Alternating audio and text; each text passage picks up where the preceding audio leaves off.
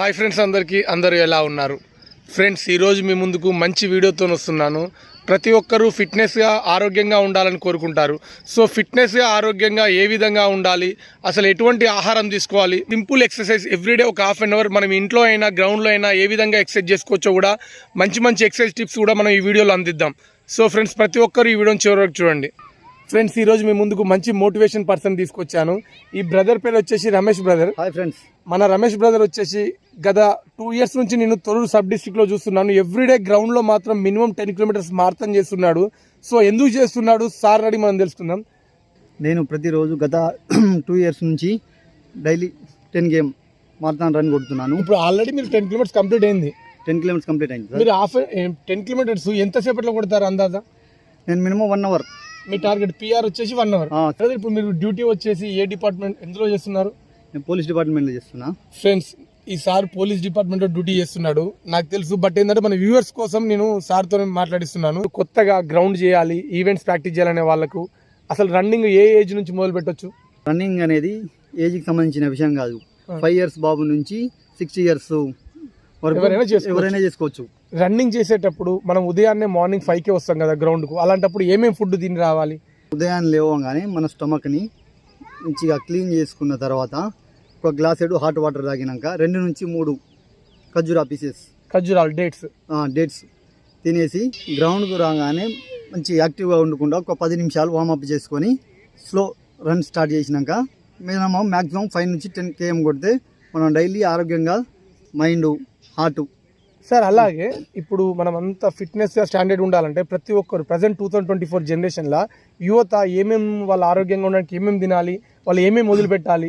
Junk food, biryani కానీ fried rice లాంటిది కానీ, ఈ మన smoking, gutka, alcohol, sugar, tea కూడా కన్జ్యూమ్ చేస్తే ఇబ్బంది. షుగర్ కూడా ఎక్కువ తీసుకోవద్దు. రాగులు, సద్దజ, మొక్కజొన్న, గడక, జొన్నలు, జొన్న చపాతి, గోధుమ చపాతి ఫుడ్ మన చుట్టూ పరిసర ప్రాంతంలోనే చుట్టూ మంచి స్వదేశీ దాంట్లోనే దొరుకుతుంది. కానీ దాన్ని అందుకోలేకపోతున్నారు, తినలేకపోతున్నారు. మనం ఎక్కువగా జంక్ ఫుడ్ బంద్ చేసి, షుగరీ ఫుడ్స్ బంద్ చేసి, మైదాతో తయారు చేసిన ఫుడ్స్ బంద్ చేసి, రెగ్యులర్గా సార్ చెప్పినట్టు ఫైబర్, ప్రోటీన్ ఉన్న ఫుడ్ తింటూ హెల్తీగా ఉంటే ఎటువంటి రంగంలోనైనా మీకు నచ్చిన రంగంలో మీరు ముందుకెళ్ళాలంటే ఫస్ట్ ఆఫ్ ఆల్ మన బాడీ, మన బ్రెయిన్ అనేది స్ట్రాంగ్గా ఉండాలని సార్ అంటున్నాడు. అలాగే మీరు విలేజ్ ఏదైతే అనుకుంటారో మన విలేజ్ వరకు కూడా జంక్ ఫుడ్లు, ప్యాకెట్ ఫుడ్స్ అన్నీ వచ్చాయి. సో మన విలేజ్ మనల్ని నాశనం చేసే విధంగా ఉండకుండా మన విలేజ్లో ఎన్నో రకాల స్వదేశీ ఉత్పత్తులతో తయారు చేసిన వస్తువులు ఉన్నాయని సార్ చెప్తున్నాడు.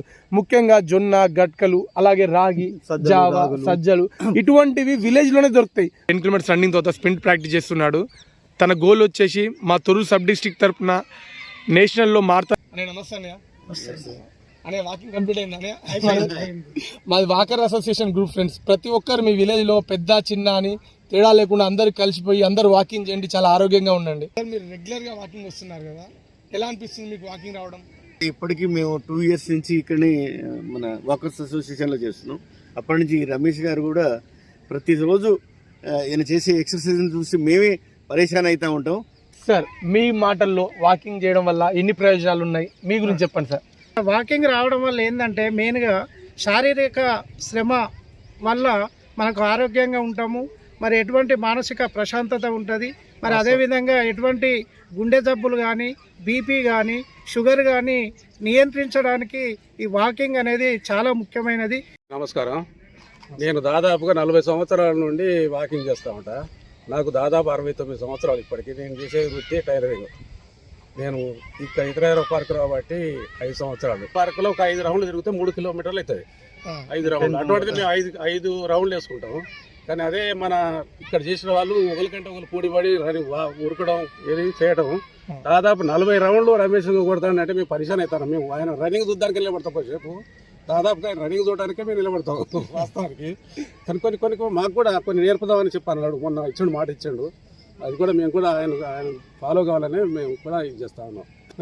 ఫ్రెండ్స్, మీరు గమనించినట్లయితే సార్ యొక్క ఏజ్ వచ్చేసి 69 సంవత్సరాలు. 69 సంవత్సరాల తన ఏజ్లో తన గ్రౌండ్కి వచ్చి ఇంత ఉత్సాహంగా మనల్ని మోటివేషన్ చేస్తున్నాడు. అలాగే రమేష్ సార్ దగ్గర కూడా ఇంకా నేర్చుకోవాలంటుండు. సో ఫ్రెండ్స్, ఏజ్కి నేర్చుకోవడానికి సంబంధం లేదు. సార్ మనకు స్ఫూర్తి. ప్రజెంట్ సిచ్యువేషన్ 2024లో ఉన్న జనరేషన్ ముఖ్యంగా ఆలోచించండి. మీది ఈ జనరేషన్ మీకు ఎంత అదృష్టమో అలాగే ఈ జనరేషన్లో మీరు డిస్ట్రాక్ట్ అవ్వడానికి అన్ని మైనస్ పాయింట్లు ఉన్నాయి. సో ఫ్రెండ్స్, ఎటువంటి వాటికి మీరు డిస్ట్రాక్ట్ కాకుండా మీ బ్రెయిన్ని మీ బాడీని స్ట్రాంగ్గా ఉంచుకోవాలంటే దానికి బెస్ట్ మెడిసిన్ వచ్చేసి వ్యాయామమే. రెగ్యులర్గా ప్రతి ఒక్కరూ వ్యాయామం చేయండి. మీరు చూస్తున్న ఈ వర్కౌట్ చేయడం వల్ల మీరు రోజంతా ఎంతసేపు అయినా నిలబడవచ్చు. అలాగే మీరు తెలియకుండానే ఒక 1 అవర్ అయినా ఎంతసేపు అయినా నడవడానికి కూడా ఎంతోగానో మొబిలిటీ, బాడీకి ఎండ్యూరెన్స్, స్ట్రెంత్ పెంచుతుంది ఈ వర్కౌట్. ఫ్రెండ్స్, ఈ విధంగా బాడీని ఇట్లా ఫ్లెక్సిబిలిటీ ఉంచుకోవాలంటే కఠోర శ్రమ చేసినాకనే వస్తుంది. చూడండి ఎంత ఎక్స్ట్రాడినరీగా చేస్తున్నాడు సార్ వచ్చేసి. మీరు కూడా ఎవ్రీడే ఒక 1/2 అవర్ వర్కౌట్ చేయండి. మా తొర్రూరు సబ్ డిస్టిక్లో ఉన్న ఓపెన్ జిమ్లో చేస్తున్నాం. చూడండి, ఎర్లీ మార్నింగ్ వాకర్స్ అంతా వచ్చారు.